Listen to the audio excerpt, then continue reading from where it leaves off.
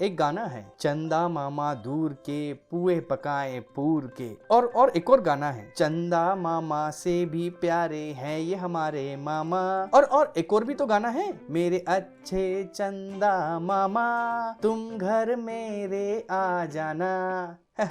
तो चंदा तो हमारे मामा है, हम बचपन से ही सुनते आ रहे हैं। लेकिन चंदा को हम मामा क्यों बोलते हैं? चाचा, दादा, काका, फूफा, मौसा ये क्यों नहीं बोलते? सिर्फ मामा ही क्यों बोलते हैं? क्या आपको पता है कि चंदा को मामा क्यों बोलते हैं? यह सिर्फ बच्चों को बहलाने के लिए नहीं कहा जाता, इसके पीछे बहुत ही विशेष कारण है। आज के समय तो हमने धरती से चांद तक की दूरी भी तय कर ली। अब तो धरती का चंद्रयान 3 भी चांद पर मौजूद है। हमें बहुत गर्व है हमारे वैज्ञानिकों पे, जिन्होंने यह असंभव सा लक्ष्य पूरा कर दिखाया। तो चलिए ऐसे समय में हम आपको भारतीय इतिहास और हिंदू पौराणिक कथाओं से जुड़े हुए चांद के कुछ रहस्यों के बारे में बताते हैं। तो आपने तो सुना ही होगा कि हर माँ अपने बच्चे से यही कहती है कि वो देखो बेटा चंदा, चंदा मामा। आखिरकार चंदा को मामा क्यों कहते हैं? इसके पीछे हमारे हिंदुओं में एक पौराणिक कथा है। कहते हैं कि एक समय की बात है जब समुद्र मंथन हुआ था।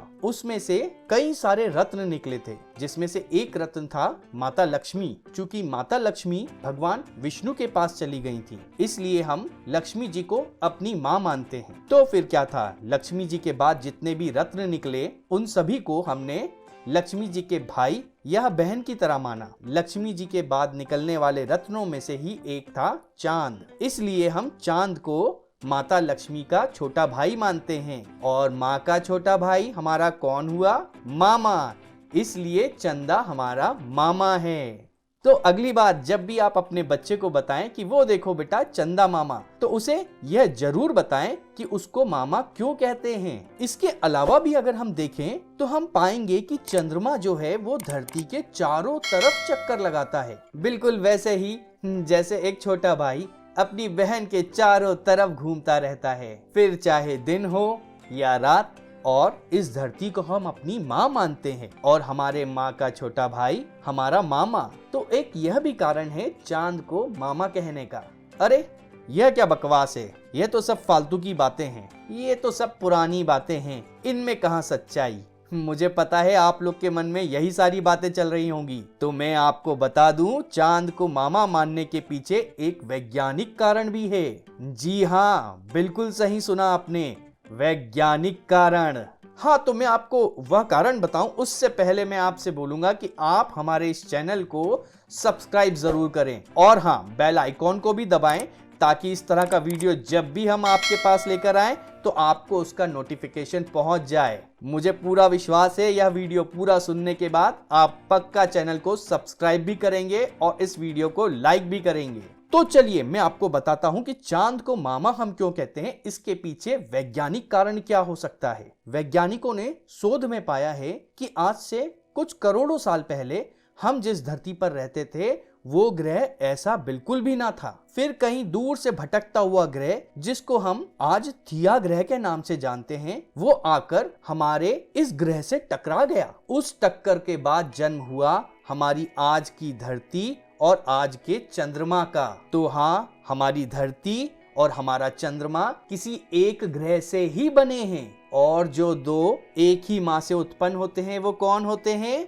भाई बहन। इसलिए हम चांद को अपना मामा कहते हैं। बड़े आश्चर्य में डाल देती हैं ये बातें कि जिनको हम कुछ समय तक बड़ा दकियानूसी पुराने ख्यालातों की बातें कहते थे, जिनको हम अंधविश्वास कहते थे, आज वैज्ञानिक उन्हीं बातों को किसी न किसी रूप में सच साबित कर रहे हैं। हमारे भारत के इतिहास में तो कई सारे ऐसे ऋषि मुनि हुए हैं जिन्होंने कई सारी खोजें कर दी हैं, जिन्हें एक समय आने के बाद वैज्ञानिकों को भी मानना पड़ा।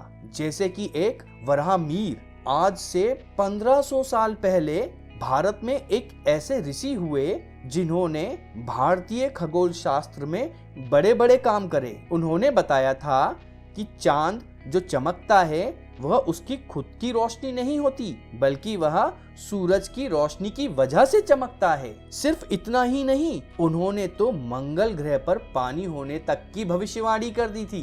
भारत में एक और महान गणितज्ञ और खगोल वैज्ञानिक थे जिनका नाम था आर्यभट्ट। उन्होंने पता है मात्र 23 साल की उम्र में यह पता लगा लिया था कि धरती अपनी धुरी पर घूमती है, ना कि स्थिर रहती है। और तो और उन्होंने यह भी बताया था कि चांद और सूरज के बीच में जब पृथ्वी आ जाती है तो पृथ्वी की छाया की वजह से चंद्र ग्रहण होता है। सोचिए कितने महान थे ऐसे वैज्ञानिक जिन्होंने सैकड़ों साल पहले ऐसी बड़ी बड़ी खोजें कर दी थी। और हम आपको यह भी बता दें कि भारत की पहली सैटेलाइट जो कि अंतरिक्ष में छोड़ी गई थी, उसका नाम भी आर्यभट्ट के नाम पे रखा गया था। आर्यभट्ट ने और भी ऐसे न जाने कितनी खोजें करी थी। अगर आप चाहते हैं कि हमारे ऐसे पुराने ऋषि मुनि और वैज्ञानिकों के बारे में जानना, तो आप हमारे चैनल को सब्सक्राइब करें और बेल आइकॉन को दबाएं, क्योंकि हम जल्द ही इस तरह के वीडियो लाने वाले हैं और वीडियो के आते से ही आपको उनका नोटिफिकेशन मिल जाए। हमें उम्मीद है कि आप हमारे साथ ऐसे ही जुड़े रहेंगे। भारत माता की जय। वंदे मातरम।